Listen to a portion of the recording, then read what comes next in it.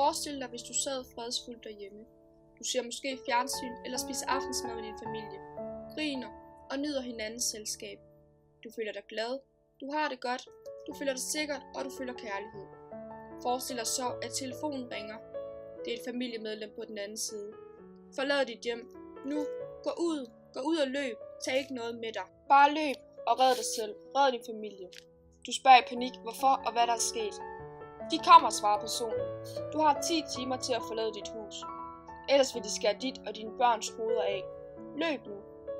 Forestil dig, at du skal løbe med alt det tøj, du har på, og ellers bare forlade alt, du kender til. Du er bange, og du græder. Du ved, at hvis du møder folkene, som er ude efter dig, så vil de dræbe dig. De vil stjæle dit vand og dit tøj, og hvad du ellers har på dig. Kun fordi... I 1980 angreb Irak nabolandet. Under krigen støttede kurderne Iran i håb om at blive et selvstændigt territorium. I løbet af de 8 år krigen varede, mistede Saddam Hussein kontrollen over de kurdiske områder. Han besluttede derfor at bruge drastiske metoder for at løse problemet med den kurdiske befolkning. Det, der skulle løse problemet, endte som et folkedrab.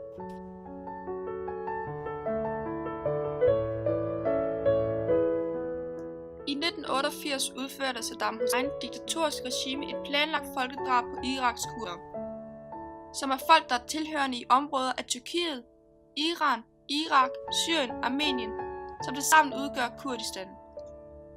Folkedrabet var kaldt Al-Anfal og blev ledet af Saddam Husseins fætter, som hed Ali Hassan. Ali Hassan er kendt for anvendelse af kemiske våben mod befolkningen.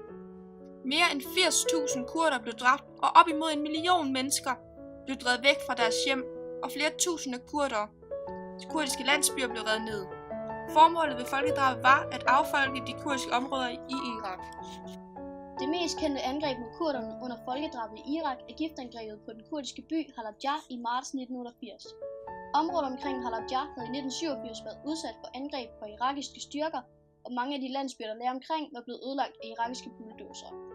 Mange kurder havde derfor søgt tilflugt i de større byer, og Halabja voksede på kort tid fra at have en befolkning på 40.000 til næsten at have en befolkning på 80.000 mennesker. Det startede med, at der kom bombeangreb, men de havde prøvet det før, så de havde nogle tilflugtssteder, som de søgte hen til. Senere hen på eftermiddagen bemærkede folk en underlig lugt og fandt hurtigt ud af, at det var et giftangreb med kemiske stoffer. Angrebet tvang tusindvis af kurdere på flugt, og de fleste flygtede til Iran. Flytningerne havde intet at vende tilbage til, for den irakiske hær havde efter angrebet jævnet store dele af Halabja med jorden ved hjælp af bulldozer og dynamit. Den 6. september 1988 indstillede Saddam Hussein officielt anfaldskampagnen mod landsbyens kurdiske befolkning ved at give alle kurderne amnesti. Dette betød, at flygtningerne kunne vende hjem, kurder skulle frigives fra fængslerne, og angrebene mod landsbybyerne indstilles.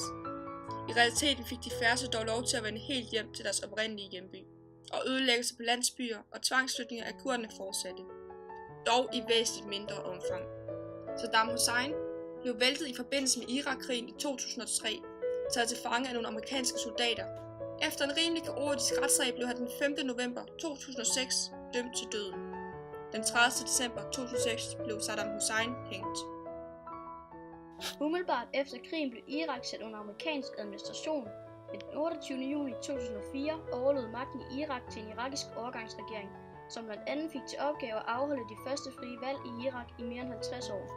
Ved et valg i december 2005 valgte irakerne medlemmerne til den første demokratiske nationalforsamling i Irak. Efter valget blev det klart, at der stadig var lang vej til politisk stabilitet.